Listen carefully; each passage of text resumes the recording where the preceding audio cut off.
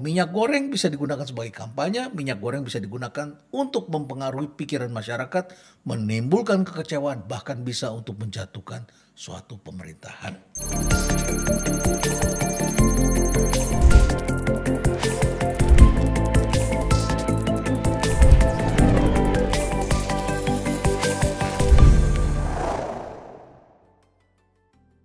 Akhirnya saya bicara juga soal minyak goreng setelah agak malas sebetulnya saya membahas soal kelangkaan minyak goreng ini karena ini berlaku apa yang disebut sebagai the law of one price.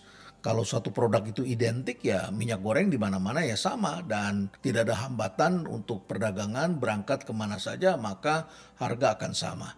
Tapi menjadi menarik sekali ketika kita menyaksikan video berikut ini tak lama setelah Jaksa Agung Republik Indonesia mengumumkan telah ditemukan siapa tersangkanya yang telah mengakibatkan terjadinya distorsi dalam kelangkaan minyak goreng di Indonesia. Mari kita lihat videonya bersama-sama. Pertanggungjawaban kepada kita. Terima kasih.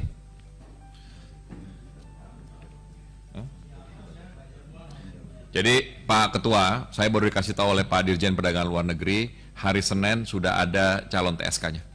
Nah, dalam video itu saya kira sangat jelas sekali kita menyaksikan beberapa waktu yang lalu di DPR, Menteri Perdagangan dibisikkan oleh Direktur Jenderal Perdagangan Luar Negeri yang berada di belakangnya yang mengatakan bahwa tersangkanya akan diumumkan. Ternyata setelah ditunggu-tunggu beberapa lama, Jaksa Agung mengumumkan sendiri bersama dengan para jaksa bahwa tersangkanya adalah orang yang membisiki Menteri Perdagangan tadi. Ini mengejutkan sekali. Seakan-akan di situ ada semacam organized crime. Dalam suatu organized crime kita sudah mendengarkan bahwa Jaksa Agung mengatakan tidak akan gentar menangkap termasuk yang selevel menteri sekalipun. Dalam organized crime ada pihak yang melindungi, ada pihak yang menyangga di bawahnya dan orang-orang di bawah ini memberikan jaring-jaring pengamanan kepada orang yang akan ditangkap dan tentu saja ada orang di kiri kanannya yang juga terlibat bersama-sama dengan orang yang ditangkap itu. Tapi benarkah orang yang ditangkap itu benar-benar sebagai pelaku dalam sebuah organized crime? Yang penting kita belum tahu dan ini akan diserahkan dalam pengadilan dalam proses adu pintar antara penegak hukum dengan mereka yang melawan hukum. Mari kita coba bahas tentang kelangkaan minyak goreng ini. Dan bicara tentang minyak goreng tentu saja semakin hari akan terjadi semakin banyak peristiwa kelangkaan. Saya kira ini bukan hanya peristiwa pertama yang terjadi, akan ada banyak peristiwa-peristiwa semacam peristiwa minyak goreng. Dulu pernah terjadi dengan batu bara misalnya, sehingga kemudian negara juga menerapkan kebijakan yang disebut sebagai domestic market obligation. Karena batu bara diperlukan di seluruh dunia dan harganya bisa up and down, naik turun dan ada kelangkaan.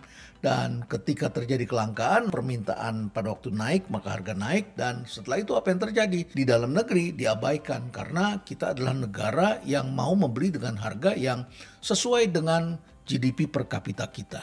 GDP per kapita kita dibandingkan dengan negara-negara yang membutuhkan itu tentu ada perbedaan dan mereka mampu membeli dengan harga yang lebih mahal. Disinilah penting sekali kita memahami konsep tentang scarcity, kelangkaan, dan hukum tentang komoditi yang disebut dengan the law of one price. Tidak ada ceritanya suatu produk yang identik, produk yang sama, harganya berbeda. Ini akan menimbulkan peristiwa perpindahan dari satu tempat ke tempat-tempat yang lain. Dan sudah pasti yang diuntungkan adalah mereka yang bersedia membayar lebih mahal. Dengan catatan tidak ada hambatan untuk pergi, harganya juga bisa fleksibel kemana saja. Disitulah kekuatan yang disebut sebagai the law of one price. Saya kira semua menteri yang berbasiskan ekonomi akan tahu persis karena siapapun yang pernah belajar ilmu ekonomi pasti ketika hari pertama dia belajar teori ekonomi sudah pasti dia akan berhubungan dengan kata yang disebut sebagai scarcity, kelangkaan. Seperti itulah kelangkaan, yaitu ketika resources yang di dunia ini sangat terbatas, tetapi kebutuhan manusia tidak pernah terbatas. Apalagi hari ini kita menyaksikan jumlah penduduk di seluruh dunia meningkat terus, sudah mencapai 7,9 miliar jiwa. Padahal sudah terjadi pandemi, jumlah penduduk tidak jauh berkurang sedikit tetapi tetap tumbuh terus. Waktu saya dilahirkan jumlah penduduk hanya 3 miliar. Alam itu, kata David Attenborough, penuh dengan kehidupan, makanan berlimpah, ada di mana-mana. Hewan banyak sekali, tanaman, kebun, pohon besar-besar ada di mana-mana. Tetapi belakangan ini berkurang resourcesnya, penduduknya tambah banyak, yang mengkonsumsi tambah banyak. Sehingga benar-benar terjadilah peristiwa kelangkaan itu. Dan karena itulah manusia selalu harus berinovasi. Dan sering dikatakan bahwa tidak ada yang benar-benar bisa memuaskan seluruh manusia karena memang kebutuhan itu tidak terbatas. Itu adalah pelajaran pertama dari ilmu ekonomi. Sedangkan pelajaran pertama dari ilmu politik adalah mengabaikan semua itu. Sehingga semua peristiwa kelangkaan ini dilihat dari kacamata politik. Dan kemudian bagaimana politik bisa digunakan untuk merebut kekuasaan. Kita menyaksikan di mana-mana peristiwa seperti itu. Bahwa minyak goreng bisa digunakan sebagai kampanye, minyak goreng bisa digunakan untuk mempengaruhi pikiran masyarakat, menimbulkan kekecewaan, bahkan bisa untuk menjatuhkan suatu pemerintahan. Padahal kita hidup dalam abad kelangkaan buatan hari ini, yaitu kelangkaan yang dipelihara oleh kebodohan dan juga oleh ketakutan.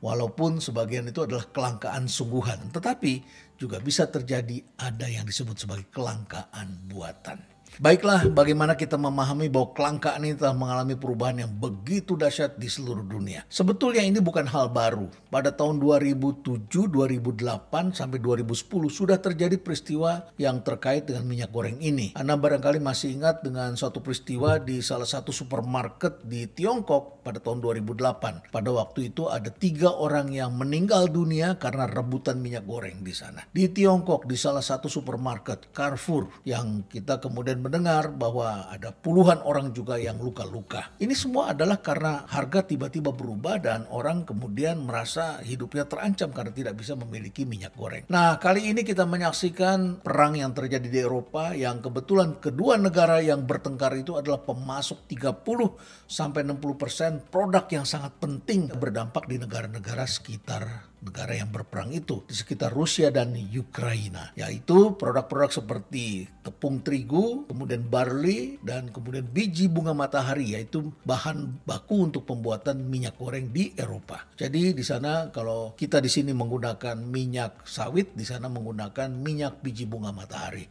Tapi mereka juga menghasilkan pupuk dan energi karena ini akan berpengaruh pada supply atau pasokan minyak goreng dan tepung di sejumlah negara, maka terjadi hambatan di negara itu menimbulkan persoalan di negara-negara lainnya. Studi yang dilakukan oleh sejumlah negara yang mengukur dampak dari peristiwa perang ini menemukan bahwa apa yang terjadi di Ukraina dan di Rusia ini mengakibatkan persoalan kemiskinan, persoalan kesulitan pangan di 35 negara.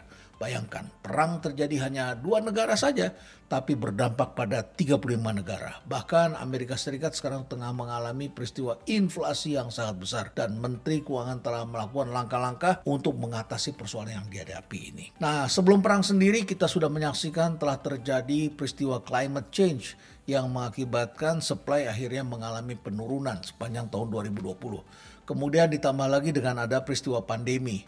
Kita ketahui selama pandemi negara-negara yang menghasilkan minyak sawit itu kemudian juga memulangkan buruh migrannya, yaitu misalnya Malaysia. Malaysia telah memulangkan sekitar 70% dari buruh migrannya sehingga kemudian produksinya berkurang dan stok minyak nabati itu juga berkurang jauh. Syukurlah pada waktu pandemi memang permintaan turun karena banyak sekali restoran, warung yang tutup dan masyarakat makan di rumah, konsumsi turun dan tidak dibutuhkan seperti sekarang. Ketika kemudian ekonomi mulai membaik, masyarakat mulai kembali bekerja, kebutuhan meningkat, stoknya tidak bisa kembali seperti semula. Melihat semua itu, India dan sejumlah negara lain yang membutuhkan minyak goreng dalam jumlah besar. Kita ketahui India ini adalah salah satu negara yang import minyak nabati dari Indonesia, minyak sawit sangat besar. Dan bersama dengan Tiongkok, tiba-tiba kemudian meningkatkan stoknya. Jadi demand dari India dan Tiongkok meningkat, tetapi stok di dunia ini tidak meningkat. Maka apa yang dilakukan oleh banyak negara? Negara-negara yang melakukan ekspor kemudian membatasi ekspor, tapi mereka juga kemudian mengambil langkah-langkah untuk membuka kesempatan impor. Memang terjadi sebuah peristiwa yang sangat cair. Pergerakan minyak goreng dari satu negara ke negara lain ini bergerak sangat cepat sekali. Dan kita bisa menyaksikan sebetulnya apa yang sudah kita duga akan terjadi. Yaitu dalam peristiwa ekonomi, the law of one price. Walaupun kita telah menetapkan hukum yang disebut sebagai domestic market obligation. Dari 20% dinaikkan lagi menjadi 30%. Ya kita tetapkan ini 20-30%. produsen, harus di dalam negeri karena kita adalah negara pemasok minyak yang besar di dunia. Tetapi hukum yang terjadi adalah the law of one price. Ditambah dari domestic market obligation, Indonesia menerapkan disebut domestic price obligation. Harga domestik ini harus murah Rp14.000. Tetapi di luar negeri harga ada yang berani membeli sampai Rp80.000 dan di atas Rp100.000. Kalau sudah begitu, harga mana yang akan dicari? Terjadilah peristiwa di dalam the law of one price ini yang disebut sebagai arbitrage, yaitu pedagang akan mengambil kesempatan. Dia akan mengirim barang ini ke negara yang bersedia membayar lebih mahal. Seperti itu yang terjadi. Jadi the law of one price tidak memungkinkan terjadinya harga 2 atau 3 macam. Harga akan bergeser menuju kepada mereka yang bersedia membayar lebih mahal. Sementara konsumen selalu mencari low price, harga yang lebih murah untuk produk yang identik, produk yang kurang lebihnya sama. Ya, fungsinya sama, yaitu untuk menggoreng atau untuk memasak.